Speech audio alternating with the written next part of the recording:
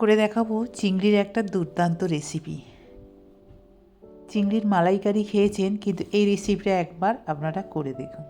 তো তার জন্য এখানে একটা মশলা প্রথমে তৈরি করে নেব। হলুদ পাউডার, লঙ্কার পাউডার, ধনে পাউডার, গরম মশলা আর গোলমরিচের পাউডার। এবারে এইটা দই দিয়ে ভালো করে, এখানে আমি হাফ কাপের মতন দই নিয়েছি, এটা ভালো করে মিশিয়ে নিতে হবে। তারপরে দিয়ে দেবো স্বাদ মতো নুন।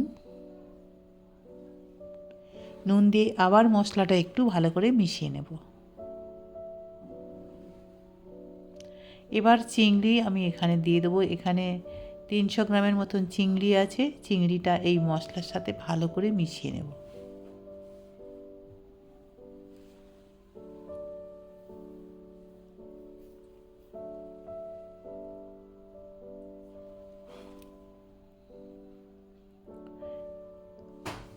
এটা ম্যারিনেট করে অন্তত আধ ঘন্টার মতন আমি রেখে দেব। এবারে এদিকে একটা কড়াইয়ে সর্ষের তেল দিয়ে দিচ্ছি। সর্ষের তেল দিয়ে এখানে রসুন, একটু 2 চামচের মতন রসুন আমি এর মধ্যে দিয়ে দেব। রসুনটা একটু ভাজা ভাজা হলে 10-15 সেকেন্ড তার মধ্যে দিয়ে দিচ্ছি পেঁয়াজ। এখানে আমি 3টে পেঁয়াজ নিয়েছি, মিডিয়াম সাইজের। পেঁয়াজগুলো দিয়ে দিলাম। পেঁয়াজটা ভালো করে ভেজে নিতে হবে। তারপরে দিয়ে দেবো কাঁচা লঙ্কা। লঙ্কাটা সবসময় নিজেদের স্বাদ মতন ব্যবহার করবেন, তো আমি এখানে লঙ্কা একটু বেশি ব্যবহার করছি। তারপরে দিয়ে দেবো এখানে টমেটো। এখানে আমি 2টো বড় সাইজের টমেটো নিয়েছি, টমেটোটা দিয়ে দিলাম। আপনারা পারলে টমেটোটা বেটেও দিতে পারেন, তো আমি এমনি গোটা মানে ছোট ছোট করে কেটে নিয়েছি, সেটাই দিয়ে দিলাম।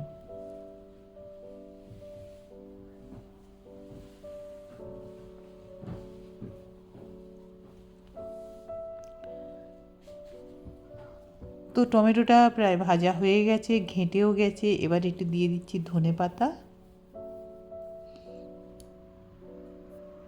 ধনেপাতা দিয়ে ভালো করে টমেটোটা ভেজে নেব। এবারে ম্যারিনেট করে রাখা চিংড়িটা দিয়ে দেবো এর মধ্যে। প্রথমে আমি চিংড়ি ভাজিনি, এমনি শুধু মশলা মিশিয়ে রেখেছিলাম। এইবারে এই মশলার সাথে চিংড়িটা ভাজতে হবে।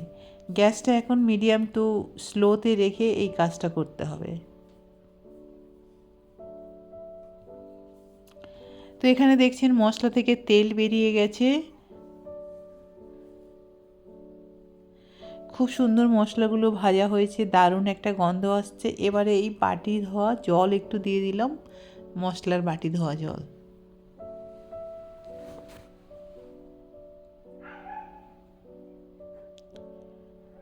দিয়ে আবার 2 মিনিটের মতন রান্না করেছি। তো সেখান থেকেও দেখছেন এবারে যে গ্রেভিটা হয়েছে, গ্রেভি থেকেও তেল ছেড়ে দিয়েছে।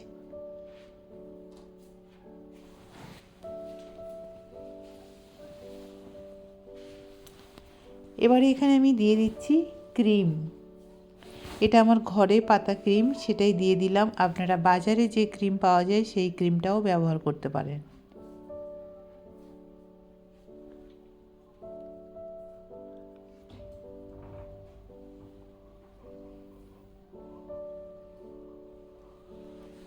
আবার একটু দিয়ে দিচ্ছি ধনেপাতা। ধনেপাতা একটু বেশি করে আমি ব্যবহার করছি।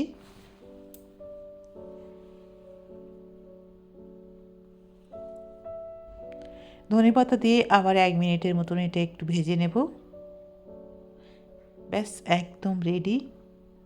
এইটা আপনারা গরম গরম ভাতের সাথে পরিবেশন করুন, অসাধারণ খেতে লাগবে। তো কেমন লেগেছে এই রেসিপিটা আপনারা অবশ্যই বানিয়ে আমাকে জানাবেন। আমার এই রেসিপিটা যদি আপনাদের ভালো লাগে তাহলে লাইক করবেন, শেয়ার করবেন, সাবস্ক্রাইব করবেন আর আমার বেল আইকনে ক্লিক করবেন, তাহলে নতুন নতুন ভিডিওর সাথে আপনারা আপডেট থাকতে পারবেন। নমস্কার।